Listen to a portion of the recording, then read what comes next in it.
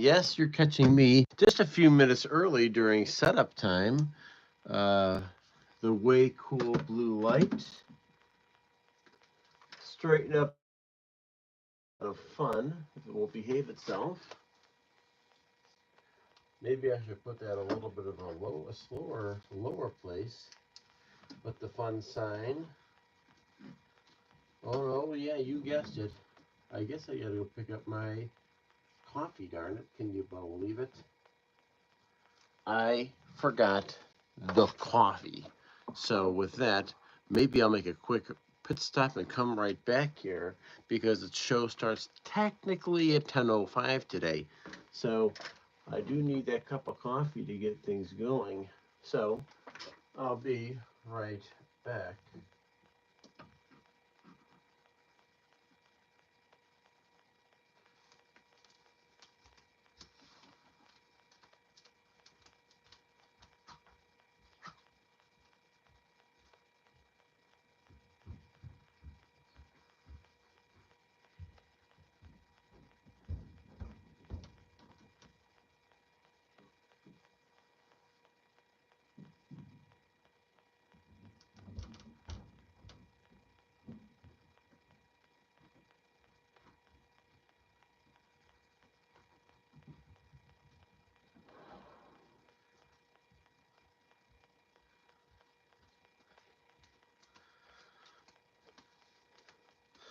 All right, and we are good to go.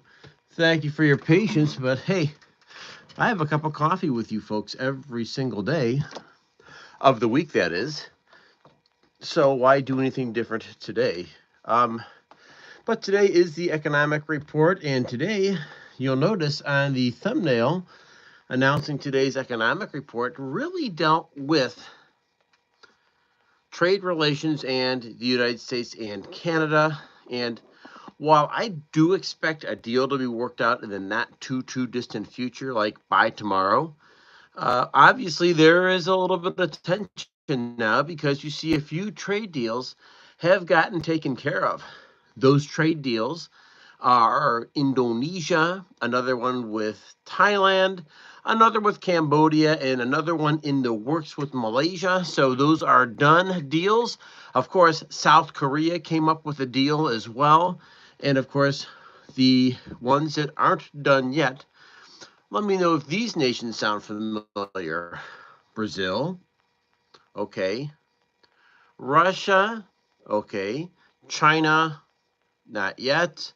And of course, India, not yet. And of course, those are the BRICS. And of course, should we call those the menacing BRIC nations? Because we don't know exactly what their formula is. And secondly, and maybe equally as important, we really don't know what they're on about. And I can't emphasize enough that there's more to it than meets the eye. What meets the eye is the fact that we don't have a deal done, but behind the scenes, there's more and more stuff going on with Brazil, Russia, India, and China, and of course, tinkering with our trade and tinkering with the reserve currency of the US dollar. So let's go ahead and talk Canada because these are the things that we need to talk about today.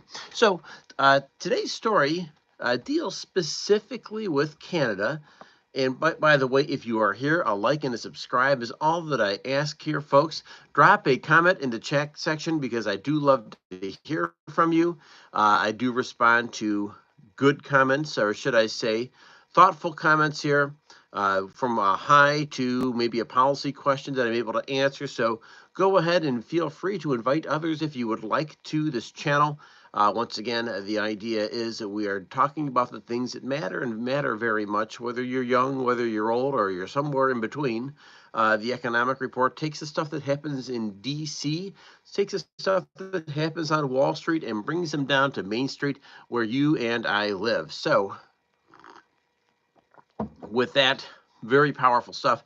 So we can start talking and dive right into Canada immediately because this is really worthy of talking about. And Canada, of course, really offers an interesting insight to what's going on and maybe some of the intricacies behind trade. So right now, we do not have a deal with Canada yet. And of course, not having a deal with Canada yet is not a problem because, of course, tomorrow is the August 1st deadline. I expect something to be with Canada to be worked out really, really soon. But now we can talk about complications, right? And all of a sudden, there's a little bit more demand out of the United States, right? It appears as though Canada wants to recognize the Palestinian state, right? In other words, you know that Israel and the Palestinian group have been fighting back and forth and back and forth. Bliss, welcome here. Yes, I know it's crazy stuff, but it's some of the things that are really not on. Oh, Canada is right. So with that, just make sure that we're understanding there's more complications than meets the eye. And with that, just know that Canada recognizing the Palestinian state might go along with France, might go along with the UK, and maybe start driving a deeper divide between Western policy on that area of the world. The United States, of course, was the first country to recognize Israel in 1948 when they uh, became a nation. UK, France, and Canada, Bliss, appears to be recognizing and, of course, wants to recognize uh, the Palestinian state as its own sovereign nation. And of course, I don't know what it will change, but it most definitely appears to be getting under at least the president's skin. And of course, the president appears to be the guy who's calling the shots when it comes to trade deals at the end of the day.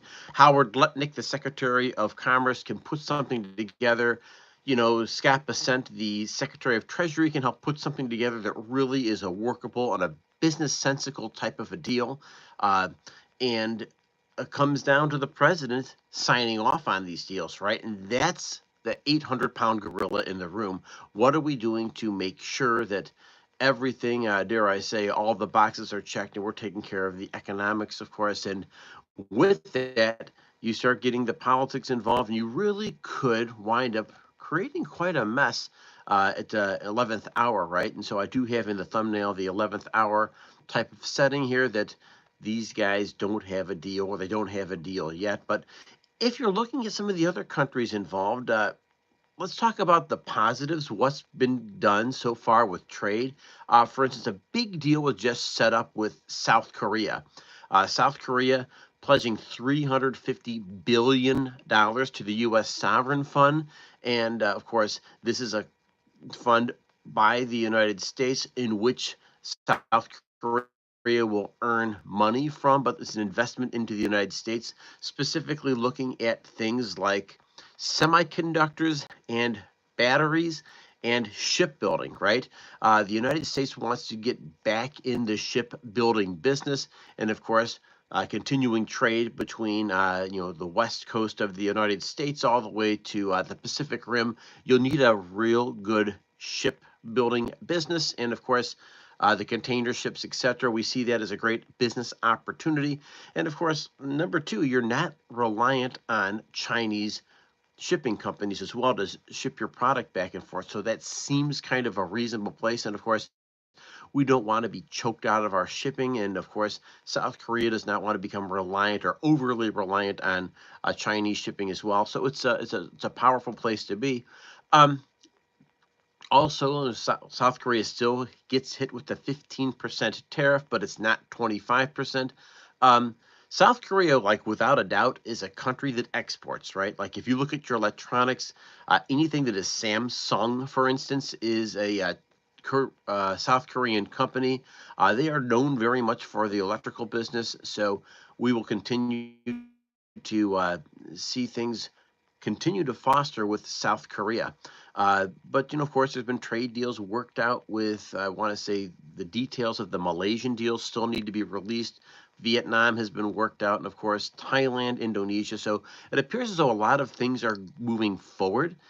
And the fact is that there are some things that will need to be ironed out here. And of course, the main sticking points, once again, we're mentioning Brazil is for political reasons. We've not worked out a deal yet.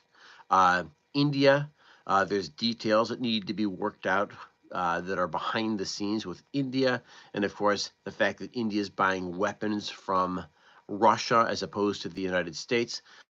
Another thing to take into consideration, of course, is China. China's kind of tapping the brakes a little bit because one of the centerpieces of Chinese trade deal was the H100 chips from NVIDIA being sold in China. And of course, now there's concerns about, do those H100 chips have a back door for the CIA or other American companies to perform any kind of espionage inside of China? That's a good question to ask. And of course, we had the same concerns with Huawei not too long ago. So I just want to remind you that when it comes to technology, there's a ton of intricacies that need to be ironed out, and they're not there, at least not yet. And of course, if you take a look once again at Brazil, Russia, India, China, they do form what's known as part of the BRICS, the BRIC here. And of course, with that, there seems to be an ongoing effort to undermine the US dollar, or at least present a different currency beyond the US dollar. And of course, the US dollar does have reserve currency balance right now.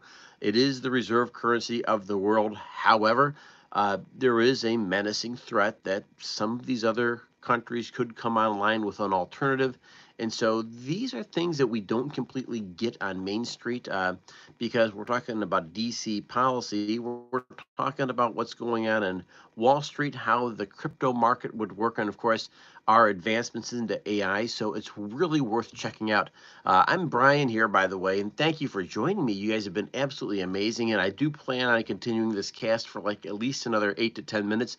I want to remind you to have liked and to subscribe. Drop your comments below in the chat because I am able to respond to at least appropriate comments in the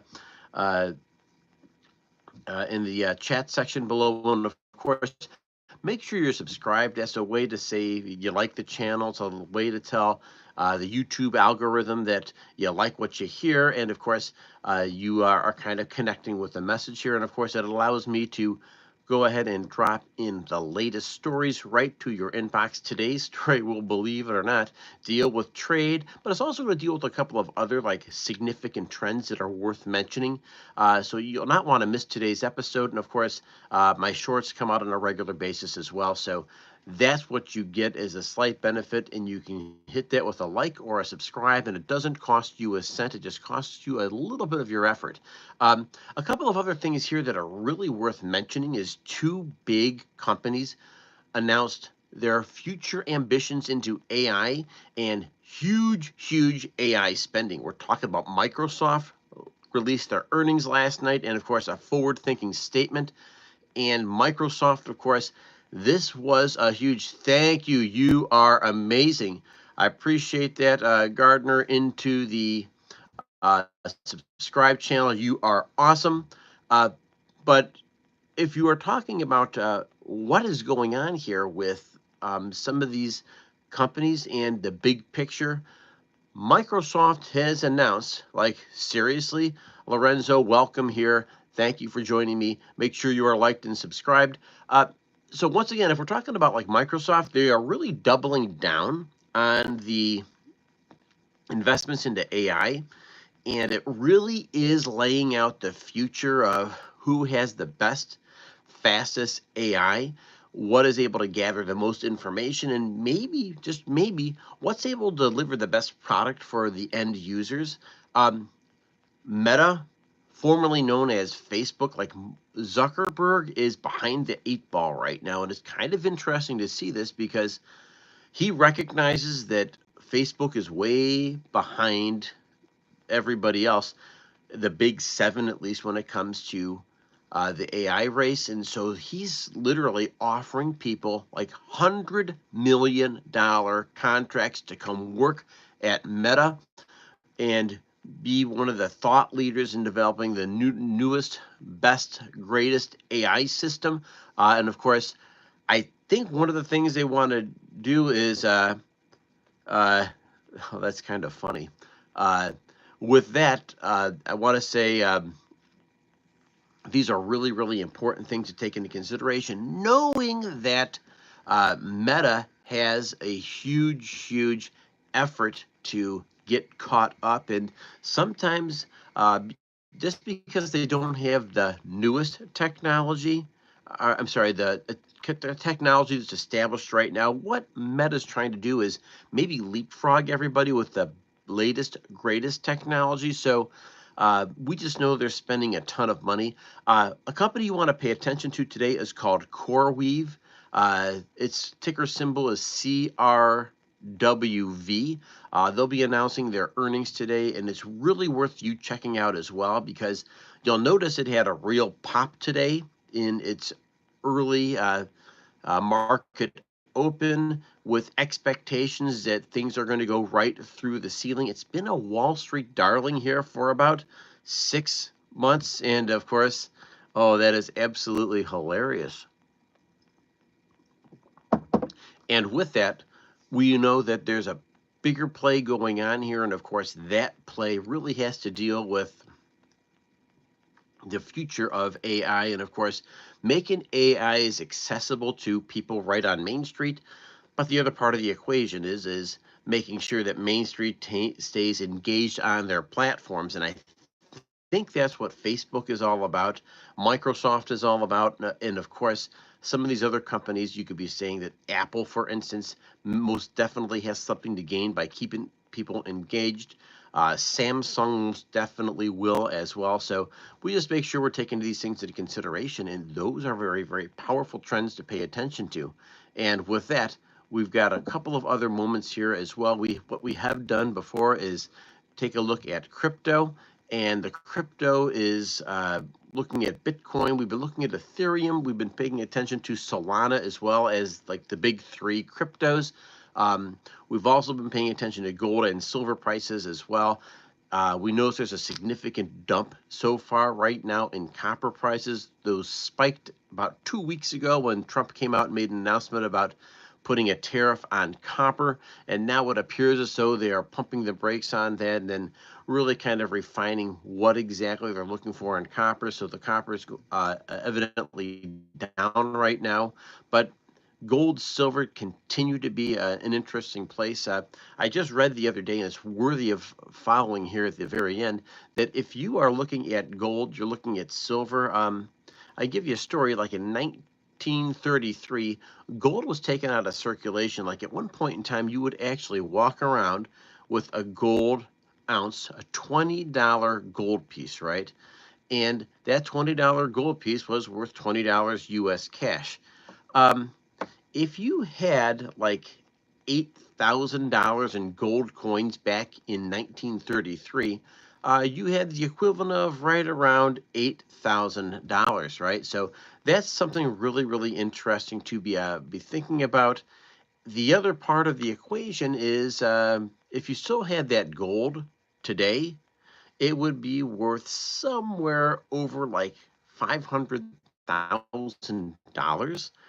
Interesting thing to take into consideration. Well, what's the other part of that story is if you had that $8,000 in cash, I mean, seriously, you really couldn't buy anything of consequence. You couldn't even buy a new car. You might have a halfway beat up used car, but you get the picture, right? So making sure that you're able to hold some kind of value in whatever you're investing in, whether it's stocks, whether it's crypto, whether it is something like a gold, silver, isn't a bad place to be. And with that, whether you are able to do the investing, it's really important to be moving the game forward, thinking about how do you keep up with at least inflation. Inflation is somewhere between 2 to 3% right now.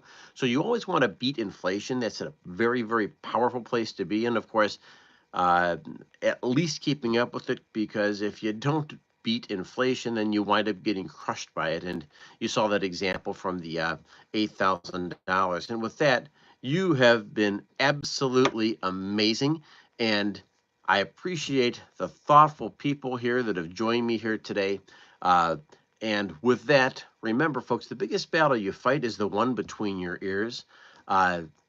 Over the things that you think, the things that you do, and the attitude you bring every single day when you go out onto Main Street. Don't forget to be awesome, and I will catch you next episode. Thanks for joining me. I'll see you tomorrow.